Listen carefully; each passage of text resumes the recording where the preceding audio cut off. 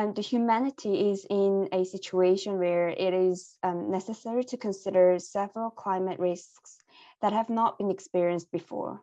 So why is the role of insurance companies particularly important in the era of the climate crisis? The role of the reinsurance company and insurance industry overall, it's very much to mitigate risk and to work as a buffer for the economy. And as new risk develops and emerging, the risk industry and the insurance industry have a very important role then to find out new products.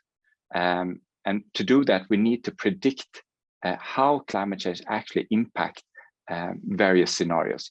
So we're working very closely with our researcher to identify how these risk assessments are changing. But that's just one side of the equation. At the same time, we also need to understand how do exposure change around the world. So we currently see more coastal habitation, more people living closer to coastal lines, and are therefore more exposed to some of the typhoons that we're, for example, seeing. So the total insurable losses and the losses connected to insurance actually goes up by that. And that means, of course, all assets that are insured. However, in, for example, Asia, we see a lot of gaps in insurance. And this is a concern because a lot of the people, household, companies, and sometimes even government are exposed to those risks, but do not have any proper mitigation if the incident occur. How large the world, and especially East Asia, is exposed to the disaster risks? And how much more do you expect the risks to surge in the future?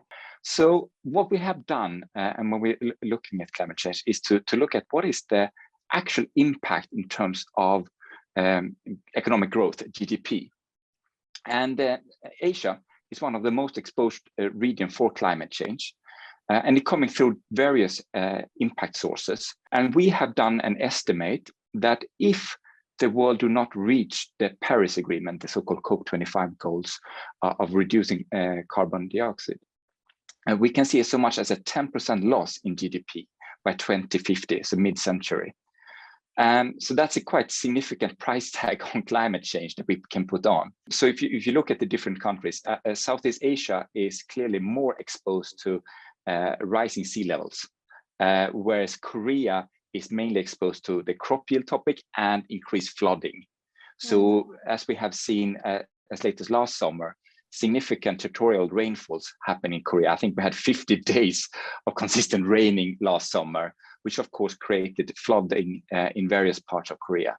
And I think there we actually expected closer to 12 to 13% in the worst case scenario. So that's a quite significant number to think about.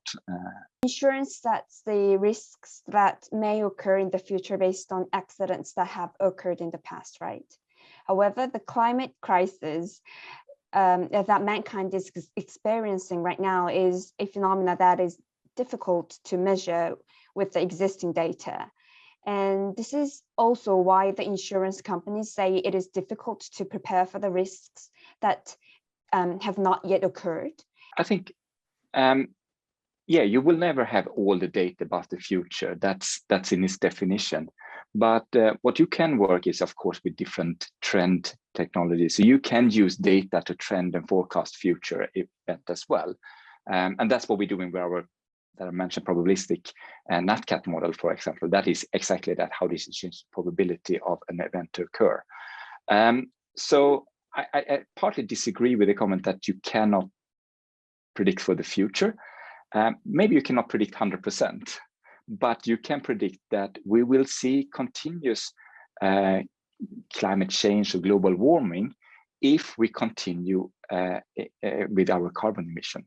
I think that data is not disputable. That's quite factual, that we know that if we continue as now, there will be warmer weather in the future, and that will have certain consequences. The challenge could sometimes be I call it affordability of insurance. So basically the cost is that people are ready to pay for this. And there are some ways to resolve that. We are strong believers that digitalization will help to that. And there could be different ways of doing that. We recently announced a collaboration where we're using satellite images to do claims assessment after large typhoons and hurricanes and other storms. So we quite quickly can make an assessment, how large are the losses, and then help the people that have been impacted that as quick as possible. So basically reducing the cost of the claims assessment to some extent. Another way to do it is using what in the industry called parametric solution. So a typical insurance product has an indemnity clause. That means that it would try to make you whole after a claims have happened. A parametric is an index-based version. So it defines if it pays out on an unbiased index. If this has happened, it pays out. If it's not happened, it doesn't pay out. And it pays a fixed amount many times. And unfortunately, in Korea, those products are not allowed at this point in time. By the insurance regulation, but I think that would be a very helpful tool to address some of those issues around, again, I call it affordability.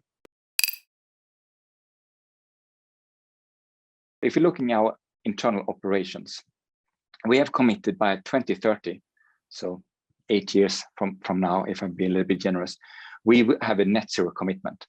So that means that we will actually buy removal of all the carbon that we're still emitting into so that's quite strong commitment we're doing, and for our investment portfolio and our insurance portfolio, we're striving for the net zero commitment by 2050. Everybody's striving in the same direction. Our commitment is 2050. If someone is a little bit longer, then there will be a period of time that we cannot support all of their business, a part of their business, depends on it look like. And that we've been quite clear with. But what we're trying to do is to avoid the surprise.